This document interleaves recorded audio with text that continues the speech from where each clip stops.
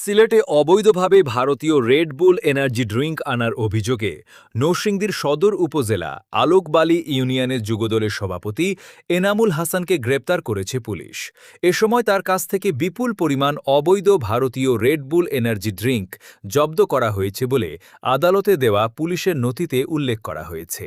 নথিতে বলা হয়, মাদকদ্রব্য ও চোরাচালান বিরোধী বিশেষ অভিযানের অংশ হিসেবে সিলেট মহানগর পুলিশের একটি দল অভিযান পরিচালনা করে।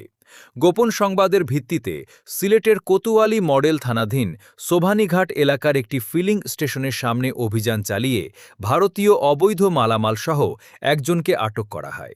পুলিশের জিজ্ঞাসাবাদে এনামুল হাসান দাবি করেন, সীমান্ত এলাকা দিয়ে চোরাচালানের মাধ্যমে ভারত থেকে এসব অবৈধ রেড বুল এনার্জি ড্রিঙ্ক সংগ্রহ করে সিলেট শহরে বিক্রির জন্য আনা হয়েছিল। পরে তার সঙ্গে থাকা সাদা রঙের প্লাস্টিকের বস্তা তল্লাশি করে ৭টি কেস রেড বুল এনার্জি ড্রিঙ্ক পাওয়া যায়। প্রতিটি কেসে ২৪টি করে বোতল থাকায় মোট ১৬৮ বোতল রেড বুল জব্দ করা হয়। প্রতিটি বোতলের পরিমাণ ২৫০ মিলিলিটার হওয়ায় জব্দ করা পণ্যের মোট পরিমাণ দাঁড়ায় ৪২ লিটার। পুলিশের নথিতে জব্দ করা এসব অবৈধ পণ্যের আনুমানিক মূল্য ৫০,৪০০ টাকা উল্লেখ করা হয়েছে। এ ঘটনায় বিশেষ ক্ষমতা আইনের সংশ্লিষ্ট ধারায় মামলা দায়েরের পর গ্রেপ্তার এনামুল হাসানকে আদালতে পাঠানো হয়েছে।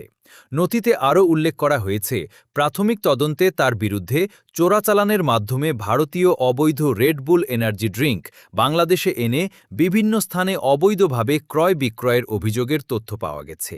এদিকে আদালতে পাঠানো পুলিশের প্রতিবেদনে মামলাটির তদন্ত অব্যাহত থাকার কথাও উল্লেখ করা হয়েছে।